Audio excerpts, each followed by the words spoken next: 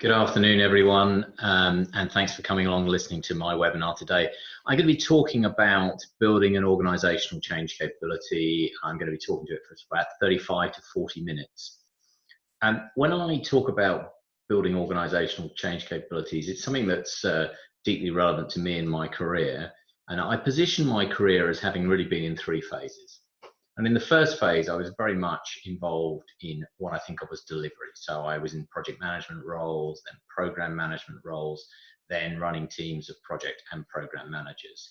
And in those delivery roles, I guess the key success factor, the key thing I was being measured on were those classic things like, was I producing the deliverables in the time and to the budget required? So there's kind of output measures of what we're producing. About 20 years ago, I started to get somewhat frustrated with pure project management or pure delivery type activities, and I became more and more interested in change management. I've maintained an interest in project management, but I've combined it with change management.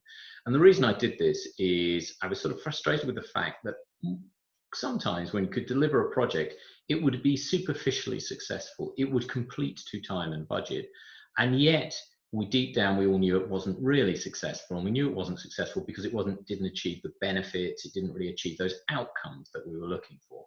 So over the last 20 years, I've been working more and more hand in hand with project and change management. But recently, and I guess I'm talking about the last 5 to 6 years, I've moved into what I think of as the third phase of my career. And this is working with organizations to help them develop their own capabilities. And the driver for this has partially been me, but it's also been my clients who more and more often are saying, you know what, we'd love you to come and work with us, we'd love you to help us out, but we're less interested in you delivering the projects and driving the change for us. And we're more interested in you helping us to be able to do that ourselves. And the reason we're interested in being able to do it ourselves is because we know it's something we need to do time and time again. So that's what I'm going to talk about today, building these change capabilities. And the materials in the deck that you can see in front of you are based on work I've done with a number of clients, some very large global clients, some smaller local UK-based clients. But from that spread of clients, that gives you a feel for the things that I think are important in building those change management capabilities.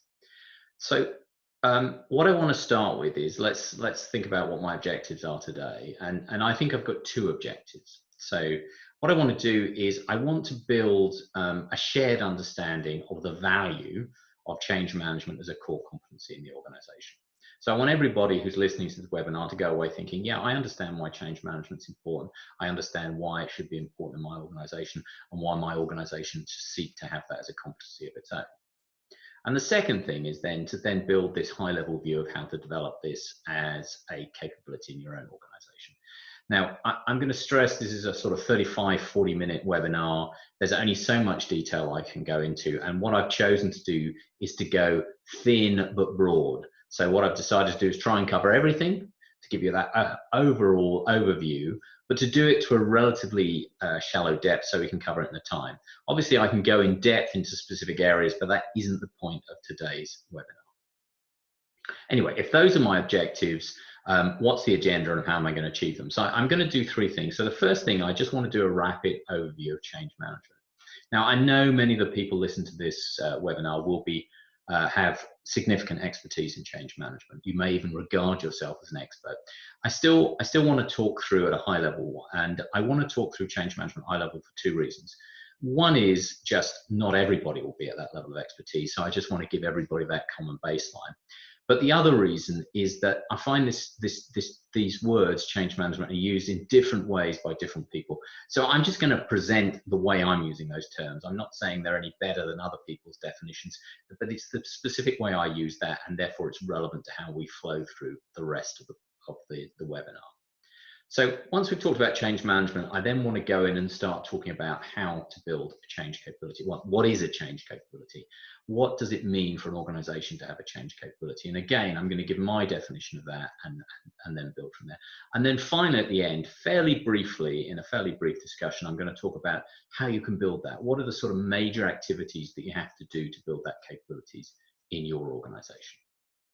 Okay, I hope that's interesting, and without more ado, I'm going to take it from there. So we're going to start, as I say, by looking at change management. A couple of slides and a fairly high level overview of change management. Again, stressed, this is just to bring everybody up the same baseline, and it's also to make sure you understand how I use those words. And I'm not discounting anybody else's use of those words, you know, but it's just for this webinar, they're being used in this way.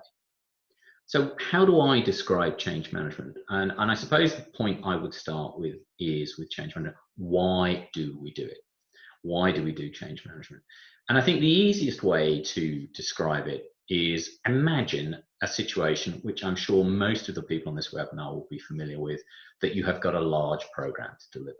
You've got a large program, and maybe it's an ERP rollout.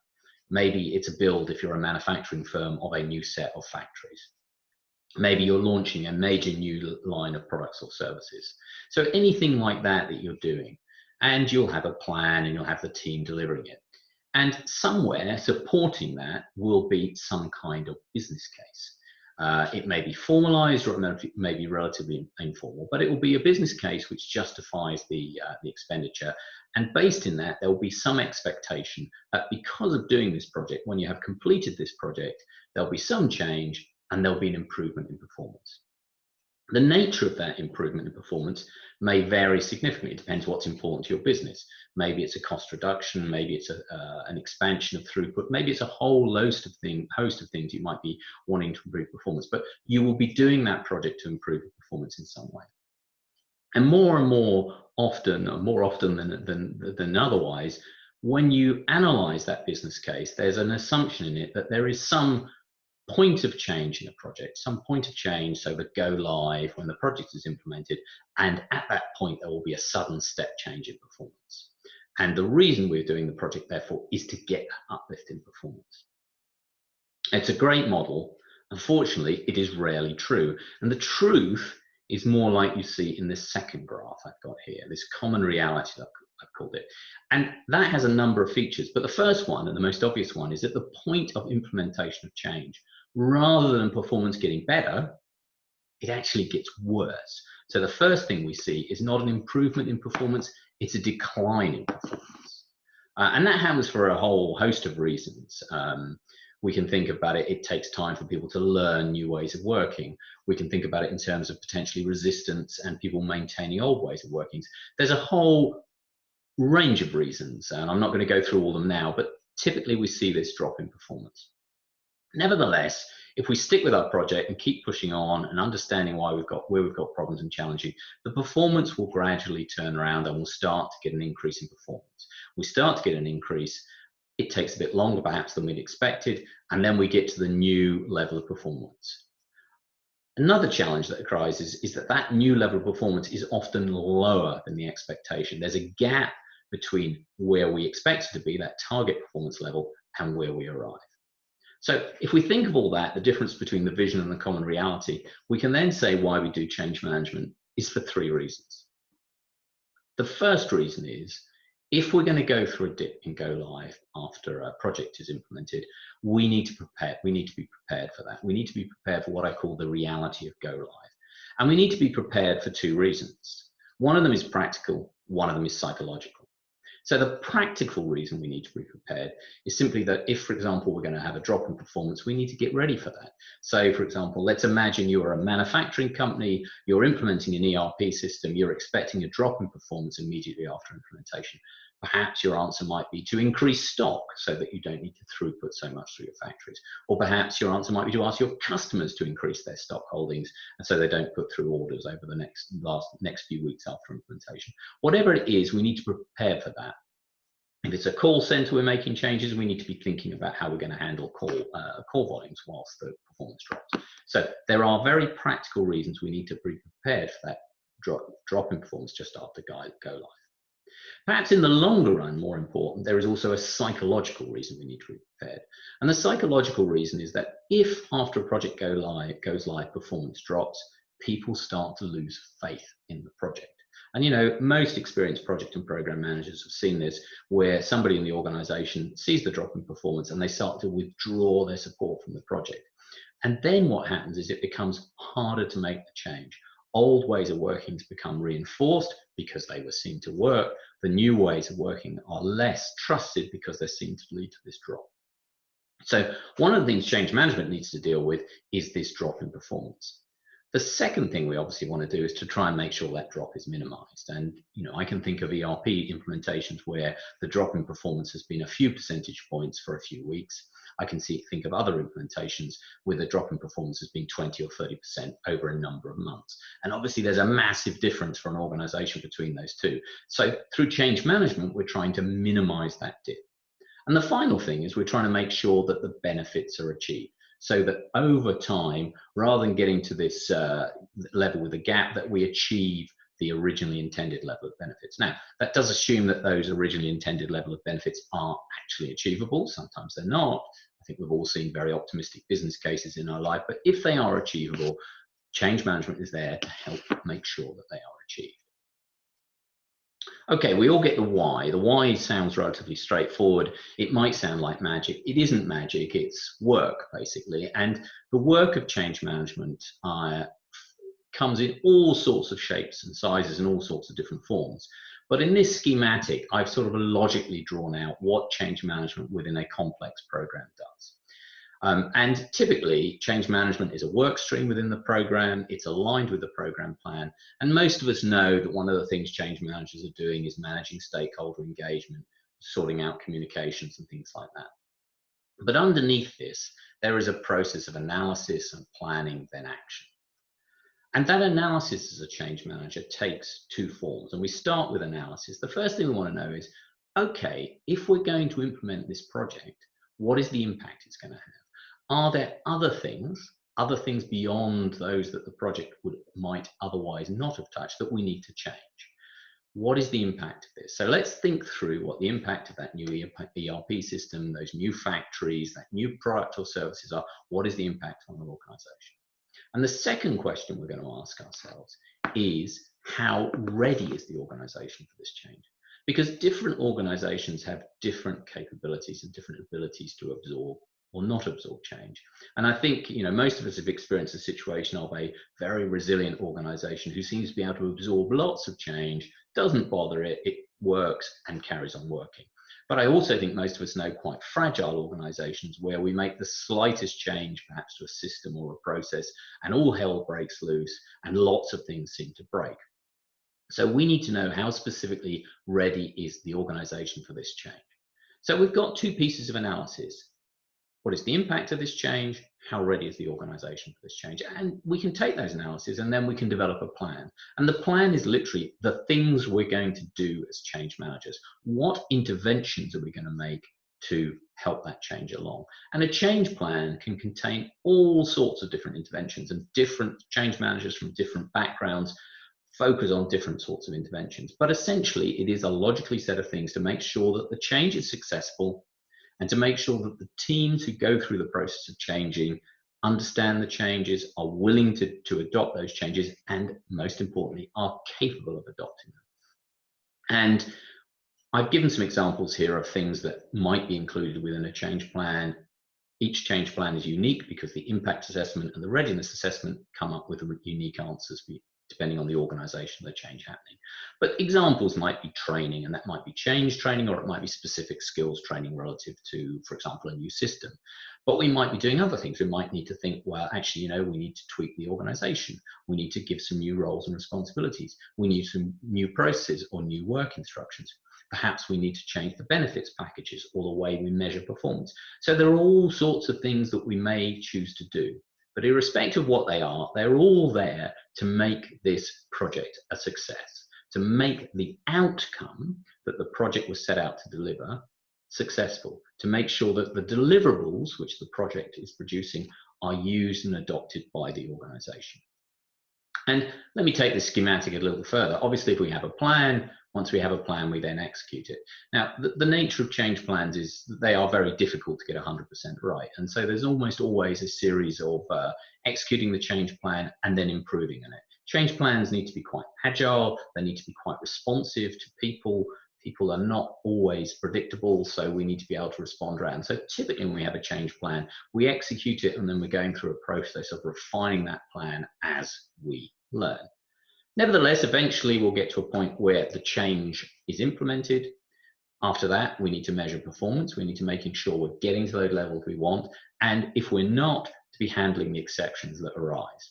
Those exceptions might take any form, but a classic example would be, say, we implement a new IT system, 4 teams adapt to it very well, 2 teams struggle, perhaps one has some minor performance improvement challenges, and we give them some post-implementation support to make them get through those difficult periods. Another team has more fundamental challenges, and maybe we need to take some more radical action there. Assuming we do that, assuming we're monitoring the performance and we're taking the action we need to improve it and get it to the level we expected, sooner or later we will achieve the level, and the change, instead of being a change, starts to become the way of business in the organization. It is the normal way of day-to-day operations.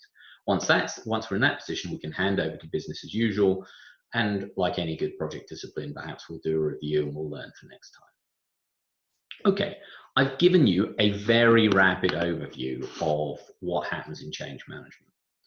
Understanding that, and so the next question is, what is an organizational change capability? How do we go from change management to a change capability? And to position that, I want to go back to what I talked about at the beginning when I talked about change management being something that we would embed within projects and programs to help them successfully deliver. And that works well, except the reality in most organizations is that organizations are not delivering a change. They have a complex set of overlapping initiatives which create significant change management challenges. And I've drawn on this chart what I think is not an unusual situation, an organization that has a few major initiatives being running at a corporate level across the whole business. I talked about the example of an ERP system. An ERP upgrade would be a classic example of this, where it's a major program across the whole organization.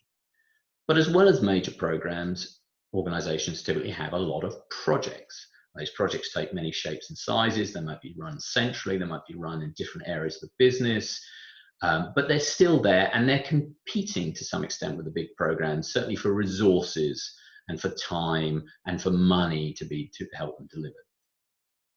And typically then below that, we have lots and lots of continuous improvement initiatives. So most organizations have a vast array of continuous improvement initiatives going on all the time. And maybe these are Six Sigma initiatives, maybe there's some lean initiatives. Perhaps you've got agile teams and taken them out of, say, a central IT function and embedded them in the line so that you've got small, responsive change teams doing a continuous stream of smaller changes for distributed parts of the business. Okay, so we get that spread of initiatives, very small ones, medium ones, and large ones. And the challenge is threefold if we think in terms of from a change management perspective. The questions we might start asking ourselves are, number one, can the organization cope with all this change? Now, when a project manager asks that question, what they're typically asking is, do we have enough resources? Do we have enough money? Do we have the right sorts of people to deliver these projects? From a change manager, I'm asking a different question. I'm asking, if we implement that change into the organization, if we implement all of it into the organization, will the organization cope? Will it be stable enough to deliver the standard operating performance that we need to deliver? Secondly, question might be, are the right priorities being achieved across all these changes? Now, we may know for an individual project why we're doing it, what strategic drivers it's meant to enable, what benefits, but it becomes very difficult to keep a line of sight across a complex portfolio like this. And so we don't know often, are we really achieving the priorities across our portfolio of change that we expected to? And the final thing is, as we do all this change, what will the overall outcome be? Will we actually get to where we want to? And it's a very hard question to answer in a complex organization with a big portfolio of change. And if you want an idea of the sorts of problems it causes, I've listed 8 here. I'm not saying this is an exhaustive list. These are sort of classic problems we see with complex, large portfolios. So one is we get competition or conflict between the initiatives. And again, I stress that's not resource conflict, which is what a project manager would think about. It's more, we're trying to make the changes to the same groups of people, and they've only got so much capacity to absorb change, and we get a conflict there. The second thing is we get this situation where when we've got so many projects and programs, we get very focused on completion. We get very focused on doing the project and getting it out of the way. And we tend to over-focus on that and under-focus on achieving outcomes. We get this primary focus on achieving milestones, hitting time and budgets, all those great things. But on their own, we get too little focus on beneficial results or outcomes. Thirdly, from a change management perspective, we tend to see inconsistent results.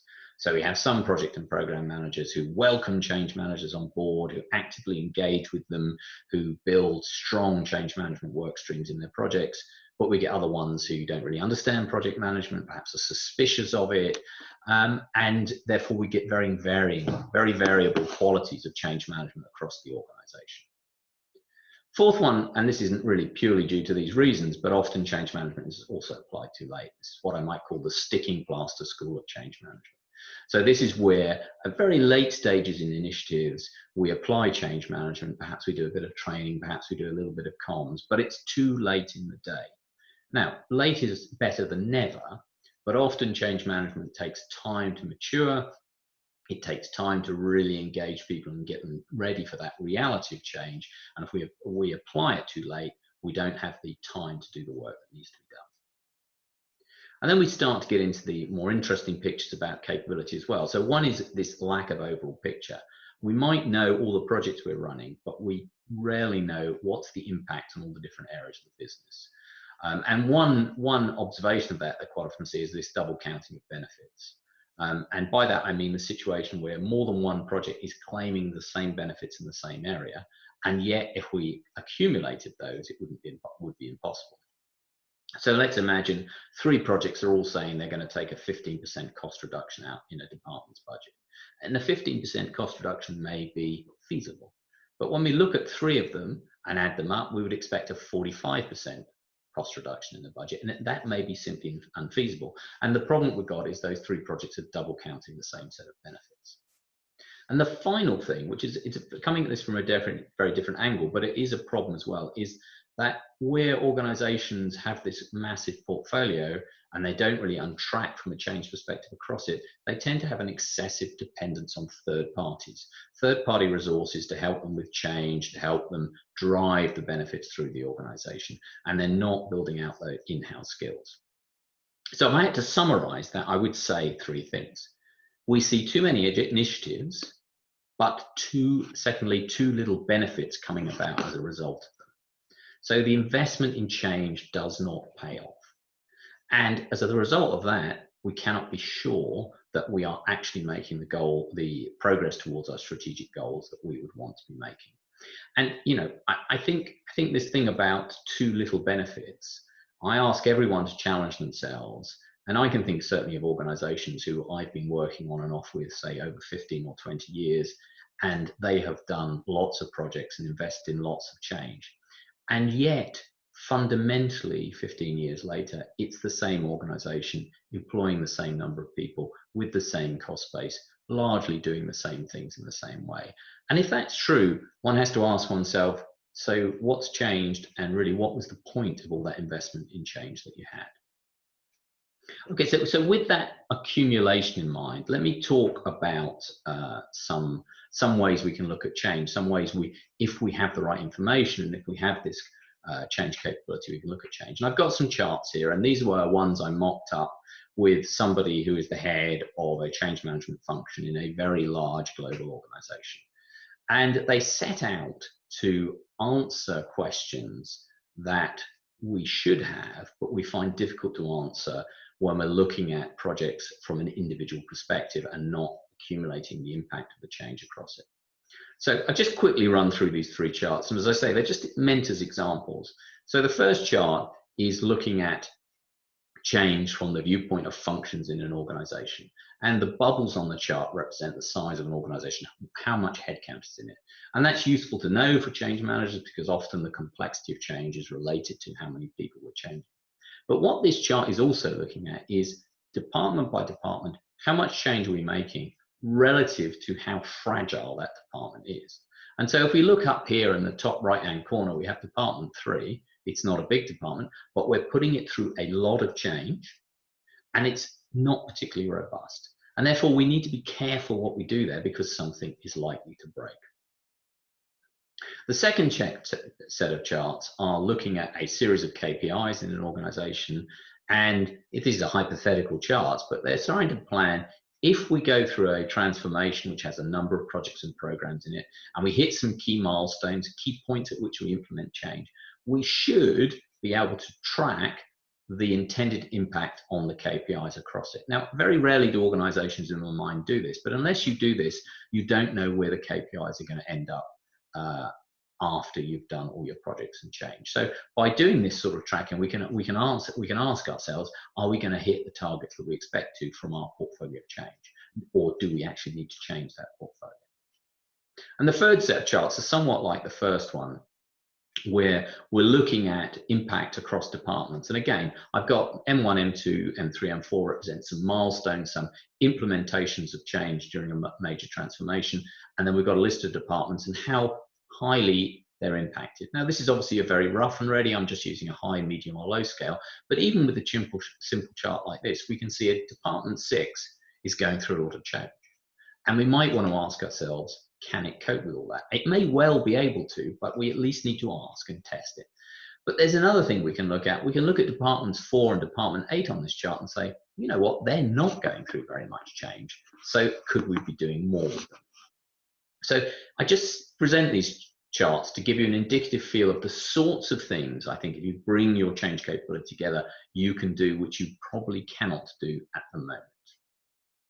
So let me bring all these threads we've gone together so far and say we get this impetus to create this change management capability in an organization. And I think more and more the most successful organizations really want their own change capability, want it to be built as a deliberate thing rather than as just something that's accidentally developed over time. And it builds on a number of points. So the first is, nobody's claiming that change management is a silver bullet. It is not the perfect answer to everything, but it is a proven discipline. And if we apply it well, it increases speed of outcome, increases the scale of benefits, and it reduces the risk of operational problems post go live. And, frankly, who doesn't want those three things? But the problem with change management is it's often done transactionally as part of a project or a program. But if we have this never-ending stream of projects and programs, we need it to be a bit more continuous, a little bit more holistic looking across. And we're seeing, and certainly I've seen, more and more organizations looking at change, and the ones who have the successful track record in change, looking at it this way and trying to develop their own capabilities to manage it in its entirety. And one of the things they tend to do in doing that is they look for a consistent way to manage change. Now, there are different change methods, there are different tools, and different people will come to you with different sets of tools. There are some are better than others, but the most important thing for me is that we have some level of consistency. And we need that consistency for a few reasons. One is about language, and we all talk the same language, we're more efficient in our work. But there's another one that if we're doing things in different ways, the charts that I showed you on the previous slide, these charts, well, they require information. And that information needs to be collected in a similar way. And the best way to do that is, for example, doing things like change impact assessments in the same way. Then we find it much easier to aggregate. So if we take those threads together, we see sort of three things. We want to get to a situation in the organization where we are implementing change management within each project or program. It's contributing successfully to each one. But we're secondly implementing change management across the portfolio of change initiatives, making sure that we're looking at them in the right way. And thirdly, we want to be able to do it ourselves because we have this constant stream of change. And if we take those three things together, those are, if you like, the impetus for me for building a change management capability. Okay, so the next question, and the obvious one, and I guess one where people are interested in, it relates to the title of this talk: what is a change capability? I don't think there's one size fits all, but to me, there's 5 things I like to see. There's 5 things I'm looking for when I look for a change management capability in the organization. And I'm going to fairly rapidly go through these. And let me start on this chart. Let me start at the bottom, and then I'm going to talk across the column and talk about across the thing at the top. So the first thing we need is supported project and program delivery. Or if you have other delivery methods, we have a supported delivery function. So this is people who are there creating the outputs from projects, creating deliverables, running projects, that they are supportive and welcoming of change management. They allow it to come into their projects, they support it with the resources and understand that it's going to add tasks to the project and program plan, but there is value in those tasks being added because they will lead to better outcomes. So we start with supported project and program delivery. Second thing, let me go into the center of this, and this is the thing most organizations focus on, is building some kind of enterprise change center of excellence or a change management office, somewhat analogous to a PMO, but focusing on change management. And that's the sort of team who would develop and apply an appropriate change management toolkit, manage the change roadmap, very much focused on the outcomes. So it's different from a project prioritization, which tends to be focused on the resources or the inputs we need to get projects done. It's focused on how we make sure we're implementing change in the right areas of the business at the right time. And it tends to hold a pool of skilled change managers. And that pool may be bigger or larger depending on the capacity, the needs of a firm. But sitting either side of that, I think there are other resources in the organization. And for me, when change works well, is the organization is what I call change ready. And I've painted a rather idealistic picture here, and it's never quite as simple as this, but in a change-ready organization, in my ideal change-ready organization, we have a leadership team who are informed, who are change-aware, who are aligned, and they exhibit the sort of behaviors we need the people leading change to do, whether that's communications or it's personal behavior. And a lot of change methodologies really focus on this leadership community. So if you think of well-known change commentators like John Cotter, they're very focused on leadership for change. We also, though, need an empowered management community who are effective at driving change. And by the management, I mean the people who are typically line managing the teams that are doing the day-to-day work in the organization. And actually, when you go through change, it's pretty tough being a line manager. It's pretty tough because often in a change situation, we're asking line managers to do three things. We're asking them to help manage their team through change. We're asking them often to cope with change themselves, which in extremists might be threatening their own job. And at the third time, we're asking them to deliver the ordinary day-to-day operational performance. Now, that's quite a hard ask to do. And if we're going to ask people to do that, we need to educate them in the ways and tools and techniques of change management. And the final part of a change-ready organization is obviously having staff who are ready and willing to adapt to change. So it doesn't mean they need to be experts in it, but it means they're open to change. Now, as I stress, this is rather idealistic. No organization is quite as perfect as this, but it gives you an idea of what we should be aiming for. The final column on the right-hand side is about having network of change management skills across the organization. So I talked about this central team, but all experience shows that good change management happens in organizations that have what is often called a change network, that is change agents across the organization. These do not need to be change management experts, but they're people who have an appreciation of change management. But what they really have is an appreciation of local conditions, how local areas work, what changes are going to work, and what's going to get in the way. And they maintain an understanding of what's going on in local areas, and they work hand in hand with change managers, both helping to enable change to come through, but also sometimes pushing back if the timing's wrong or there's too much change going on in that area. We can think of them as the eyes and ears of the change management community. Although that sounds a little passive, and the best change managers to me, change agents to me, are quite actively engaged in change in their area. And the final thing I think that this needs is somebody who is a sponsor for the change management capability. So I'm not talking about somebody who's sponsoring a large initiative. Of course, they may be doing that as well, but I'm talking about someone who sees it as their role to oversee the development of the change capability in the organization. They encourage its development, they encourage its ongoing improvement. Okay, a very quick go through what I think a change capability is made of. We could debate this for a long time, and there are other things you may include, but for me, those are 5 of the most important elements. So in my last few minutes, let's just look at how do we build that change capability. And to me, there is no single plan because each organization is different, but I think there are 7 things we need to think about. There's 7 things I like to think about in building a change capability. So the first one, I talked about this sponsor, is making sure there is an active and engaged sponsor to own the change capability. Now, that person may come from all over the organization. They need to be sufficiently senior, and they typically are in one of three areas. So one is in HR, so something like the chief people officer. Secondly, they're sometimes in IT, so the CIO, although in both those cases, chief people officer or CIO, it's an understanding that they're doing that as well as their job. It's not necessarily a subsidiary function under them. The final area, and I think this is often the most successful, is where the change capability is owned by the transformation function. So whoever's running the transformation is also overseeing the build of the change capabilities in the organization. Second thing that needs to happen is a little bit of analysis. When I look at an organization and think about their change capability, I'm going to ask myself questions like, what's the ambition of this organization from a change perspective?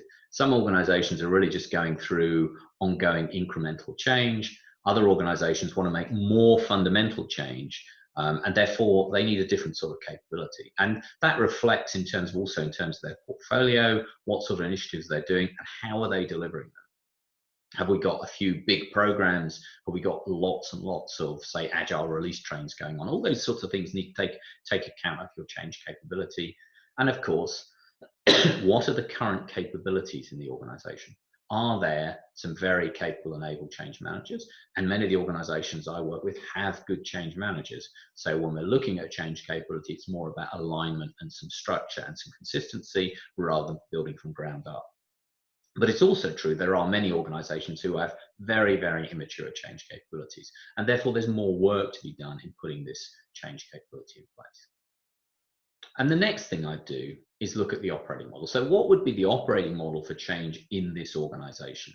By operating model, I mean a variety of things, but I would expect to include an operating model, what the resources and organizational structure are, what processes there are, what tools they use, how they interact, and what relationships they have with other teams in the organization. So a whole host of things, all the things that we need to do to make the change capability work and run.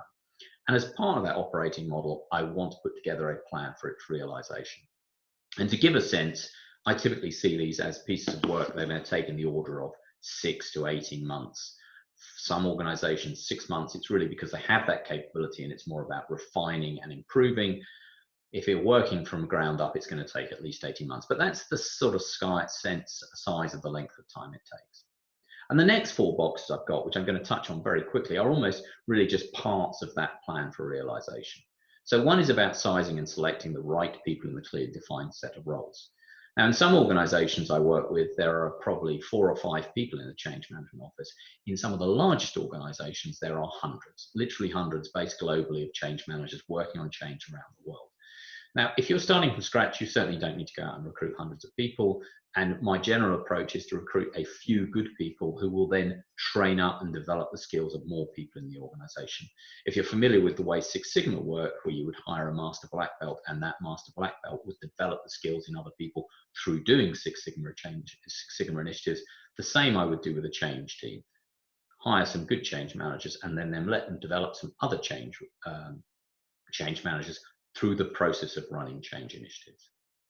I talked about a common approach. Let's have a common, relatively simple, but common approach and flexible approach to managing change. Some simple methods and tools that work. When I say simple, sufficient for what you need. Thirdly, we talked about building the change awareness. So this is working with the leadership team to coaching them to build up the skills they need. If there are managers who need training those managers and building that change network, that critical change network of change agents across the organization. And then finally, we're going to start to execute. And the best way of really building a change capability is through the process of changing. And often this is an embedded part of a transformation, is to deliver the transformation and to build that change capability. Now, I've been talking for almost 40 minutes now. I think that's all I'm planning to say today, but I hope that's useful. Each of these areas we can go into in much more detail, and I'd obviously be very happy to talk to you about building your own change capability or any of the specific aspects of this talk you'd like to know more about. Thanks very much. Bye.